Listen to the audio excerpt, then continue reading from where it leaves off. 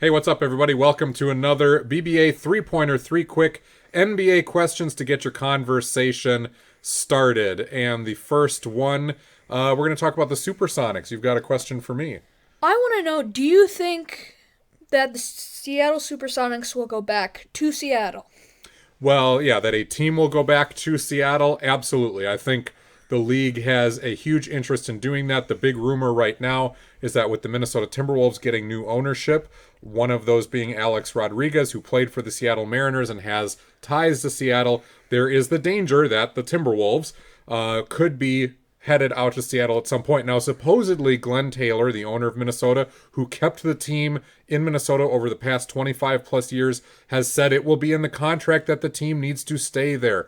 But a lot has to be riding on whether it says the team has to permanently stay there or not. And without knowing the details of that contract, I still think up until that point that Minnesota could be the one moving to Seattle. If that is written in permanently that they can't go, then yes, I think we see it through expansion or possibly some other team, though there aren't a lot of other low-hanging fruit teams at this point where it would make sense for them to head out to Seattle. So it probably is expansion. Then, Dad, I want to talk to you about Kawhi, destroyer of franchises. Do you think he will destroy the Clippers franchise right now? So we call Kawhi that because, of course, he's helped end some dynasties, whether he was with the Spurs, then ending the Heat and leaving the Spurs and ending some of that dynasty there. Being on the Raptors, he helped destroy the Warriors dynasty. Then he leaves the Raptors and destroys their title chances. So really that question comes down to, do I think will he leave the Clippers? I think a lot is riding on this year's playoff performance. There was a lot of push from Kawhi to get to LA, where he's from. Of course, Paul George is from there too. But last year's massive disappointment in the playoffs has led to some rumors, and it's tough to put stock into any of these because they're always all around, and you don't know where they come from. But there's been rumors of maybe he's interested in Miami.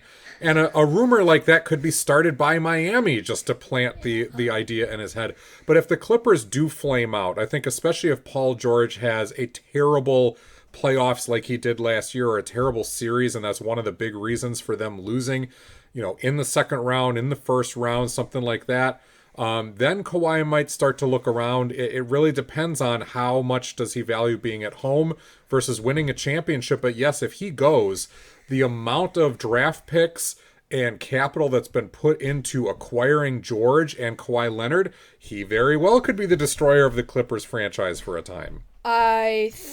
So, counterpart, I think he will stay there.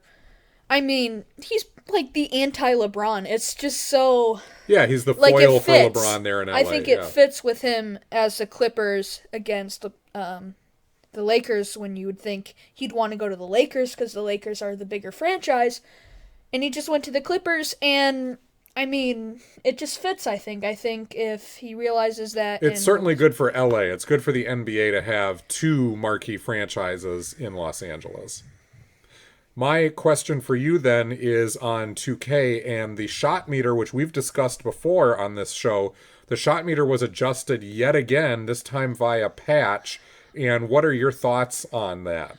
so at first I thought they dug the biggest grave for themselves, just because I'd get in, I'd play a game, and then it just exploded. And I was like, what? Where did the shot meter come from? And it just kind of was a big surprise that I guess I didn't see coming. But That as they I got, changed in season yeah, like that? and as it just, I guess as I kept playing, and I play way too much 2K, as I kept playing, I guess I got a little bit used to it. It's just they made it smaller, and I feel like Is it it also changed the mechanics of the players themselves as well. is it an improvement once you got used to it? Is it an improvement over the old version or not enough to be worth it? I feel like it's more realistic. That doesn't make it better, though. I mean, 2K isn't supposed to be super realistic in itself. Like, that's what I like about it. There you have it, your BBA three-pointer. And you can catch us here on YouTube by searching BbA and Basketball by Association. You can check out full editions of the Basketball by Association podcast as well on YouTube, Spotify, iTunes, wherever you get your podcasts. We'll see you on the next one.